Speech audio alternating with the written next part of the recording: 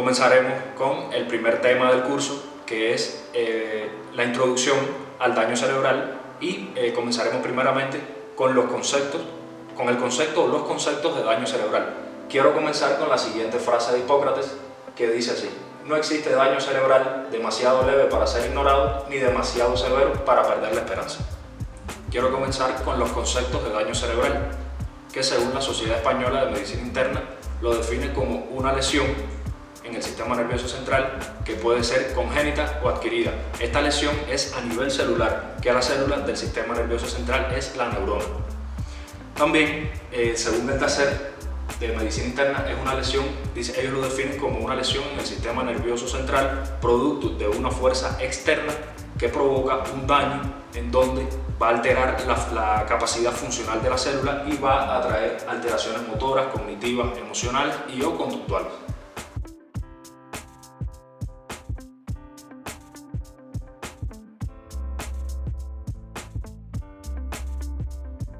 Quiero comenzar primeramente con el concepto de daño cerebral, que no es más que una lesión que ocurre en la neurona, que esta puede ser congénita o adquirida.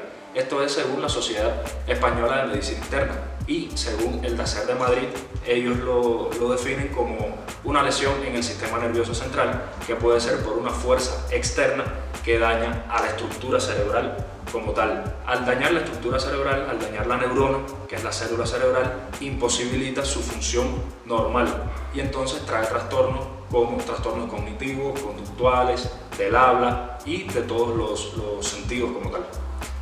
También, a modo de resumen de este concepto de daño cerebral, lo defino yo como solo un daño que ocurre en el parénquima cerebral, que este daño, el parénquima cerebral, no es más que el tejido cerebral. Al dañarse este tejido cerebral, muere la neurona y se pierde la interconectividad global de la masa encefálica como tal. Quería aclarar también que no es lo mismo decir daño cerebral a decir daño del sistema nervioso, dado que el daño cerebral es el daño que ocurre como tal en el cerebro, en la estructura encefálica, y hay que diferenciarlo del daño en el sistema nervioso, porque si hablamos de un daño en el sistema nervioso, ahí estamos hablando de un término general y que engloba otras estructuras del sistema nervioso, como es por ejemplo el tallo cerebral y la médula espinal, pero no es el objetivo del curso hablar sobre ese tipo de estructuras anatómicas del sistema nervioso. Nos centramos en el daño del cerebro como tal, como órgano rector. Primeramente quiero comenzar con el concepto de trauma, que el trauma no es más que toda violencia externa que produce un daño, puede producir una lesión externa o interna en el cráneo como tal, que esta lesión puede afectar, puede ser un trauma abierto o un trauma cerrado. En el caso de un trauma abierto solamente afecta por encima del hueso, es decir, el trauma abierto solo afectaría como tal las estructuras de la cabeza, como es la piel y músculo, pero no atraviesa la lámina ósea, que es el hueso, los huesos craneales como tal. A diferencia del trauma cerrado, que esa es una contusión mucho más grave, que este sí hay perforación como tal del cráneo, y aquí sí hay hasta incrustación de fragmentos de los huesos en el parénquima y en el tejido cerebral. Este es como tal el concepto de trauma. Es toda lesión provocada por una violencia externa, que estas lesiones pueden ser externas o internas.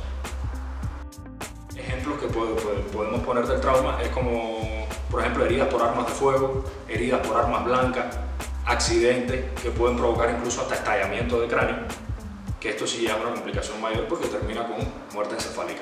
A diferencia del psicotrauma, que el psicotrauma no es una lesión como tal. El psicotrauma es una huella que queda a nivel consciente e inconsciente producto de una vivencia o algún periodo negativo de la vida que impacta en el desarrollo emocional y en el desarrollo psicológico, y que esto es muy frecuente en las edades infantiles.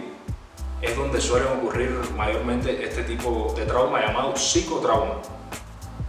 Como por ejemplo de esto podemos ver en el maltrato infantil, las violaciones a menores, las violaciones no solo a menores, sino también a la mujer, que esto es una huella que le queda a la persona y entonces esto frena su desarrollo psicológico y emocional. El psicotrauma es una huella que queda a nivel consciente o inconsciente, producto de una vivencia negativa que ha tenido la persona, especialmente en la infancia, es donde más se ve este tipo de afectación, que esto daña totalmente en el desarrollo emocional y el desarrollo psicológico. ¿Cómo lo diferenciamos de un trauma? Debido a que el trauma, si es como tal una agresión, es una violencia que produce lesiones físicas en las estructuras cerebrales, a diferencia del psicotrauma, que el psicotrauma es una huella negativa que queda en el consciente, en el inconsciente de la persona, producto de una vivencia negativa que haya tenido. Yo defino como tal el psicotrauma como una respuesta del organismo a un evento estresante, como por ejemplo vemos en los estados de guerra, las personas que han ido a la guerra, supervivientes de las guerras, personas que han tenido accidentes, personas que han sufrido maltratos infantiles. Para argumentar un poco de esto, este psicotrauma trae consigo un síndrome llamado síndrome de estrés postraumático, que este síndrome es típico sobre todo de las personas que han sobrevivido a, a emociones fuertes como son las guerras como tal.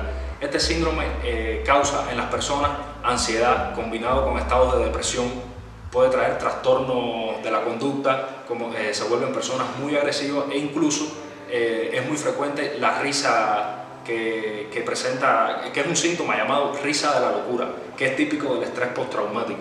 Y esto no es más que una vivencia negativa que ha tenido la persona, que lo ha marcado y entonces ha provocado un desajuste conductual que es llamado entonces estrés postraumático, que no es más que un psicotrauma. También quería decir que Sigmund Freud, él como tal define al psicotrauma como la forma de asimilar el psiquismo de una persona a algún evento ocurrido en el medio exterior. Es la forma en que asimila una persona como tal un suceso ocurrido, y que todos estos conceptos de psicotrauma siempre apuntan hacia el nivel psicológico. Ahora pasaremos a lo que es la etiología del daño cerebral. La etiología no son más que las causas que producen daño cerebral, que estas se subdividen según en el momento de aparición y según el tipo de daño provocado.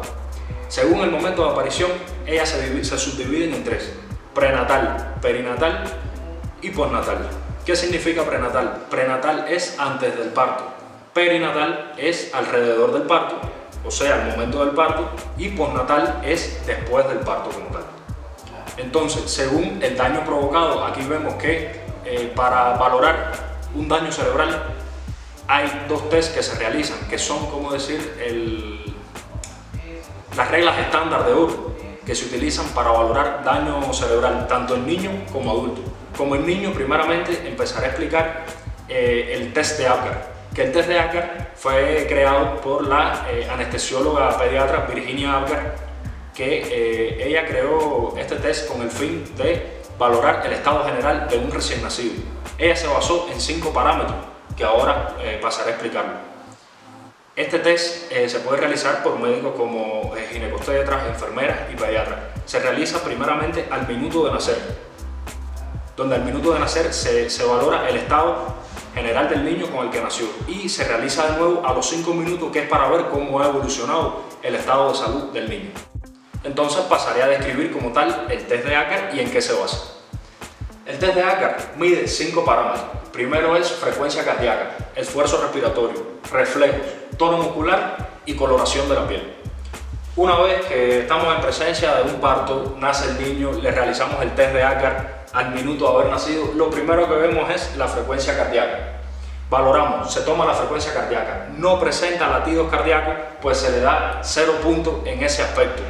Antes de seguir explicando, quería decir que este puntaje de Apgar, para que sea normal, se le da 10 puntos de valoración.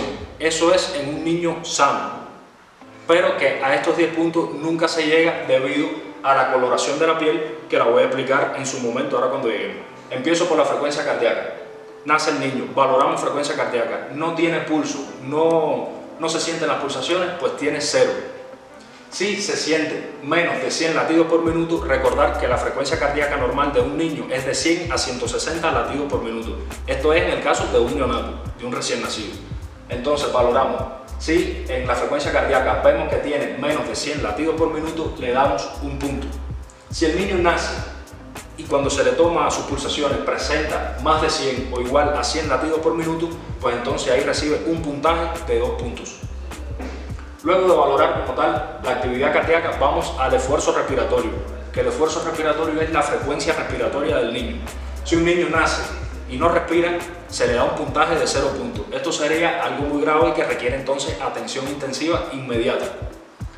Si al momento del nacimiento, al minuto de valorar el estado, vemos que el niño tiene una respiración suave o de forma irregular, o sea, él respira pero tiene periodos de apnea como tal. Apnea es la ausencia del aire, la ausencia de la inspiración como tal. Si el niño vemos que tiene esa respiración suave, que es de una forma irregular, entonces le damos un punto. Y si el niño entonces presenta una respiración fuerte, que es la que tiene que tener, entonces se le daría 2 puntos. De ahí pasamos a describir los reflejos. Si el niño nace y no responde a ningún estímulo, que el estímulo que se le realiza en este caso son palmadas suaves, es el estímulo que se provoca. Si el niño no responde a ningún estímulo, pues entonces se le da un puntaje de 0. Si el niño hace muecas y tiene un llanto sin fuerza, pues entonces se le daría 1. Recordemos que el llanto del niño tiene que ser un llanto espontáneo, tiene que ser un llanto fuerte, debido a que si el niño al nacer no llora, pues entonces el llanto lo que permite es cuando él nace, sus vías respiratorias, sus pulmones y sus alvéolos están todavía sellados, no se han expandido. Cuando el niño nace y llora es que entra por primera vez en su vida extrauterina aire a los pulmones, a los alvéolos. Esos alvéolos que se encontraban colapsados pues se expande el pulmón como tal y empieza la respiración, y entonces empieza los pulmones como tal a realizar el intercambio gaseoso para oxigenar la sangre, que impulse sangre oxigenada a los tejidos, y el niño entonces su corazón empiece a latir y le llegue sangre oxigenada a sus órganos, sistema de órganos y hacia todas las partes del cuerpo. Entonces, si el niño al nacer lo único que hace es una mueca y tiene un llanto sin esfuerzo, entonces ahí vemos que su sistema cardiovascular y su sistema respiratorio no está funcionando adecuadamente, y entonces ahí se le daría un punto. Si el niño cuando nace tiene un llanto fuerte, un llanto estridente, presenta tos, presenta estornudo, pues entonces aquí le damos al niño una puntuación, o al test de Acker, una puntuación de 2 puntos como tal. Luego pasamos a valorar el tono muscular. Si el niño nace con los músculos flácidos y no presenta ningún tono muscular como tal, pues entonces se le daría un puntaje de 0. Si el niño realiza algunos movimientos pero con periodos de ausencia de movimiento, pues entonces le darían un punto. Y si el niño nace activo, con movimientos espontáneos, sobre todo de los miembros superiores y miembros inferiores, pues entonces le darían 2 puntos. Pasamos al último acápite del test de Acker, que es la coloración de la piel. Si al momento de nacer el niño presenta una coloración azul violácea, pues entonces aquí estamos hablando de una patología grave, porque estamos viendo un niño que está cianótico, estamos viendo un niño que no le está llegando oxígeno como tal a sus estructuras anatómicas, y entonces aquí recibiría un puntaje de 0. Si el niño cuando nace presenta una coloración rosada, pero sus extremidades, sobre todo manos y pies, presentan una coloración azul violácea, pues entonces le daríamos un punto. Y si cuando nace presenta el cuerpo rosado completo, le daríamos 2 puntos. Entonces aquí es donde les explico por qué nunca el puntaje de Acker es de 10 puntos, y es en la coloración de la piel. ¿Qué pasa? El niño cuando nace, siempre todo niño que nace con el cuerpo rosado, pero con sus extremidades azul violáceo, sobre todo manos y pies. ¿Por qué? Porque al momento de nacer el niño todavía no termorregula, por eso rápidamente hay que cobijarlo, hay que taparlo para que ya vaya entrando en calor, y entonces su cuerpo se vaya adaptando a las temperaturas fuera del útero, a las temperaturas del estándar ambiente extrauterino. Y también debido a que una vez que nace, entonces que comienza el proceso al llanto, cuando el niño llora, entonces comienza el proceso como tal de funcionamiento de los pulmones y el corazón, donde ahí ocurre el intercambio gaseoso, que entonces los pulmones oxigenarían la sangre para que entonces esa sangre fluya por todo el cuerpo y lleve oxígeno. Por eso es que el niño cuando nace no recibe un puntaje de 10, porque todavía esa sangre como tal no ha llegado oxigenada hacia todo el organismo, y entonces por eso es que en las extremidades distales todavía el niño presenta ese color azul violáceo, y también porque todavía no termorregula. Es por eso que todo niño recibe un puntaje de 9 puntos en el test de Acker. El otro método que se utiliza mundialmente, que es otro método estándar, es la escala de coma de Glasgow, que mediante esta escala se mide el daño cerebral en adultos. Esta escala fue creada por los científicos Tisdale y Jeannette en 1974 en la ciudad escocesa de Glasgow.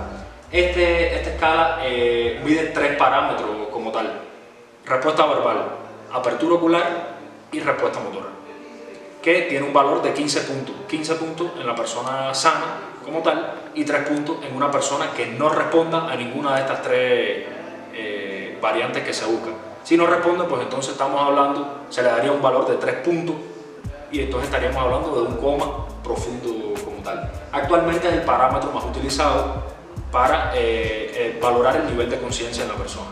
Ahora pasaremos a explicarlo como tal, en qué consiste.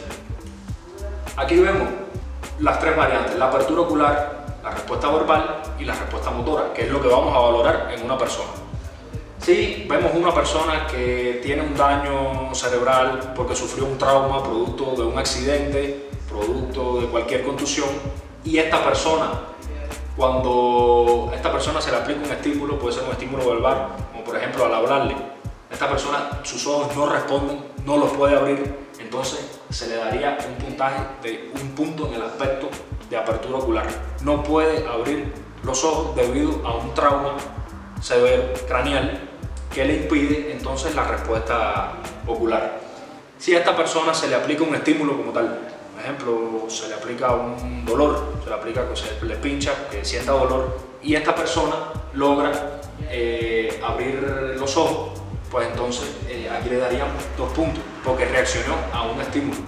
Si la persona responde a la orden verbal, es decir, que se le llame por su nombre y se ve que tiene respuesta ocular como tal, pues se le daría 3 puntos. Y si sus movimientos oculares son espontáneos, que no hace falta aplicarle un estímulo, no hace falta hablarle para que mueva los ojos y sus movimientos son espontáneos, pues entonces en la respuesta ocular le damos un puntaje de 4 puntos. Es decir, que tendría una respuesta ocular normal. Lo próximo que se pasa a valorar es la respuesta verbal. Vemos este mismo paciente en un trauma, le hablas, lo ves, le empiezas a hablar y no habla nada, no responde nada, pues entonces aquí le daríamos un puntaje de 1 punto. Aquí quiero aclarar que sí existen los pseudo score, como por ejemplo en un trauma. La persona a lo mejor no recibió un trauma craneal, pero recibió un trauma facial y no puede hablar. Ejemplo de esto, a lo mejor producto de un accidente o producto de cualquier violencia exterior, esta persona sufrió una rotura de mandíbula, un desprendimiento de mandíbula, una fractura como tal que le imposibilita el habla. Aquí no hay daño cerebral, porque realmente lo que está dañado es las estructuras faciales que le imposibilitan hablar, pero sin embargo su cerebro sí le manda la orden de hablar como tal. Aquí no hay un daño cerebral, aquí lo que hay es un daño como tal en las estructuras anatómicas de la boca. Por eso no se puede confundir el pseudoscore con el daño cerebral como tal. Entonces, si la persona como tal presenta un trauma craneoencefálico, no tiene daño facial, vemos que si pudiera hablar lo pudiera hacer con fluidez y normalmente, pero tiene un trauma craneal, se le aplica un estímulo, se le habla a la persona y ves que no responde, pues entonces aquí estaríamos hablando de un puntaje de 1 punto, porque la persona no responde, estaría en coma, estaría en muerte cerebral. Entonces, si la persona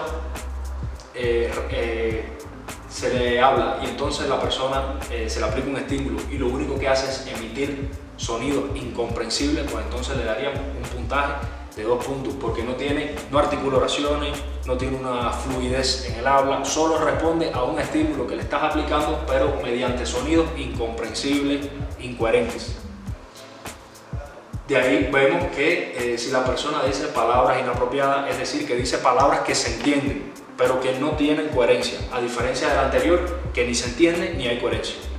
En este caso, si a la persona se le aplica un estímulo y lo único que dice son palabras inapropiadas, pero palabras que se entienden, entonces le daríamos un puntaje de 3 puntos.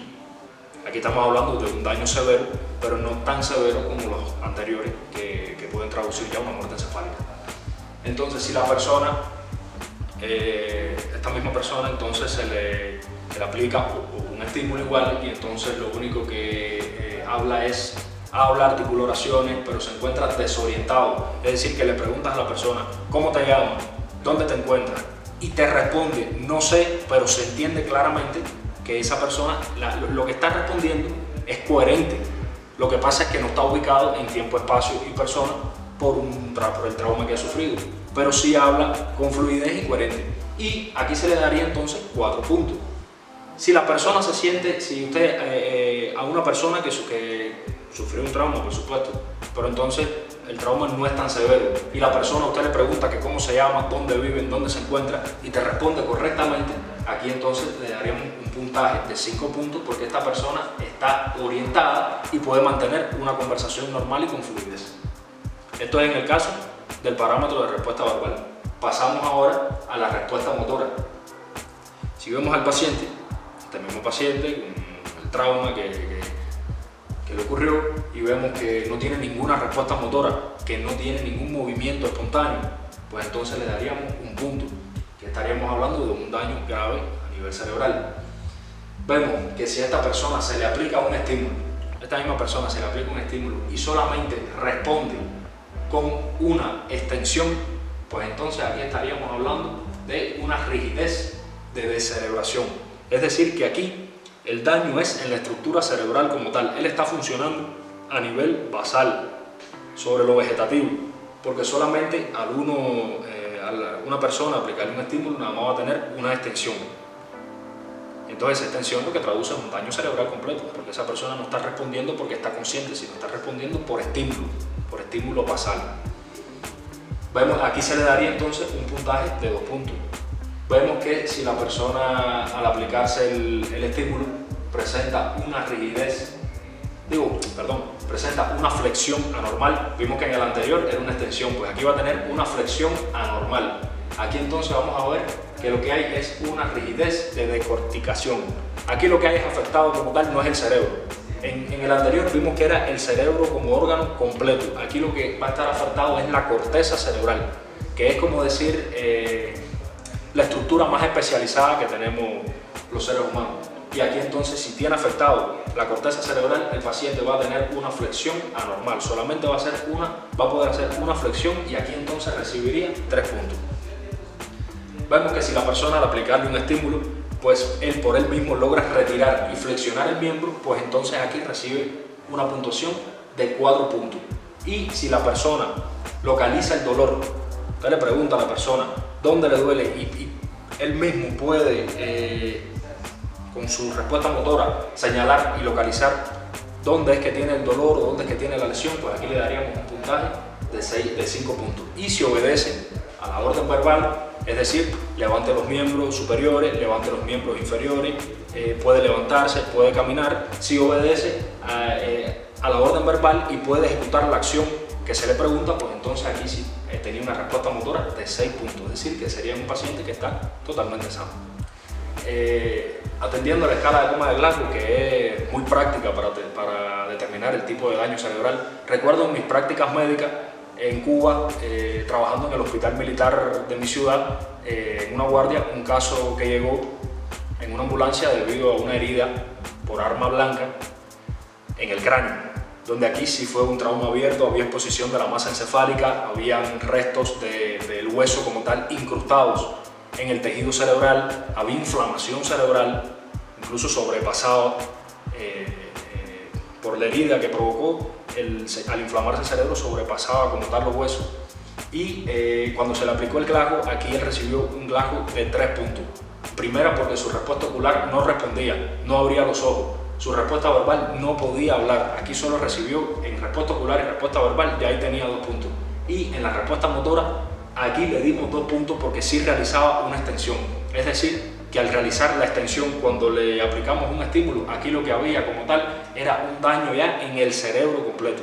Es decir, ese cerebro estaba dañado. No era a nivel de la corteza, ya era a nivel cerebral. Al estar ese cerebro dañado, lesionado por la herida, pues entonces lo único que respondía eran sus funciones vegetativas. Él estaba funcionando ya a nivel subcortical, a nivel del tallo encefálico, de los estímulos vegetativos. Ya era una persona que estaba casi en muerte cerebral como tal, porque ya era el órgano como tal dañado completo. Esto fue una vivencia que tuve, una de las tantas vivencias que tuve en el hospital.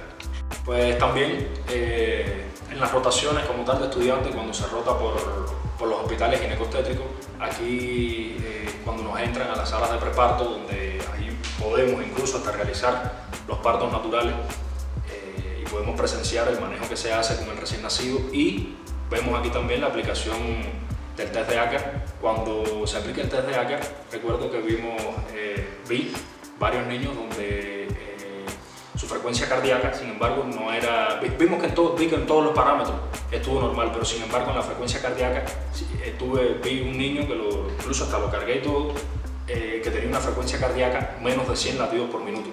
Y aquí él tuvo un puntaje de Acker de 8 puntos, debido a la frecuencia cardíaca, que era menos de 100 latidos por minuto. La frecuencia cardíaca de un neonato es de 100 a 160 latidos por minuto. Y al tener una bradicardia, que es como se llama este signo de cuando está por debajo la pulsación, pues entonces este niño rápidamente fue llevado a una sala de terapia intensiva. Este niño nació con la coloración normal que nacen todos, nació rosado, con sus extremidades cianóticas, pero lo que llamaba la atención era la disminución de la frecuencia cardíaca que tenía, y rápidamente se llevó a las salas de intensiva, donde fue tratado. Una vez explicado ya los temas de esta lección del curso, podemos concluir diciendo que el daño cerebral tiene que ver con daños al tejido nervioso como tal, que el tejido nervioso es el parénquima cerebral. También que hay una diferencia ya explicada entre el trauma y psicotrauma, no es lo mismo, existe la diferencia que ya se explicó, y que las etiologías del daño cerebral se clasifican según el momento de aparición y según la tipología. También que entre los instrumentos más utilizados para valorar daño cerebral en niños y en adultos, vimos la escala de coma de Glasgow en el caso del adulto, y el test de Acker que se realiza en los niños, que con esto lo que hace es, como ya había explicado, medir el estado general de la conciencia en las personas. El daño cerebral como tal, a modo de resumen, no es más que una lesión repentina que ocurre en el cerebro, que esta lesión afecta como tal el tejido cerebral, o sea, el parénquima cerebral. Entonces les recomiendo que visiten el apartado de recursos para que ahí puedan consultar y puedan indagar más sobre este tema de daño cerebral, y sobre todo estos tests que son muy importantes para valorar como tal la conciencia, el estado general y el estado neurológico de los pacientes. Entonces les aconsejo que vayan a este sitio para que se documenten un poco más sobre este tipo de información.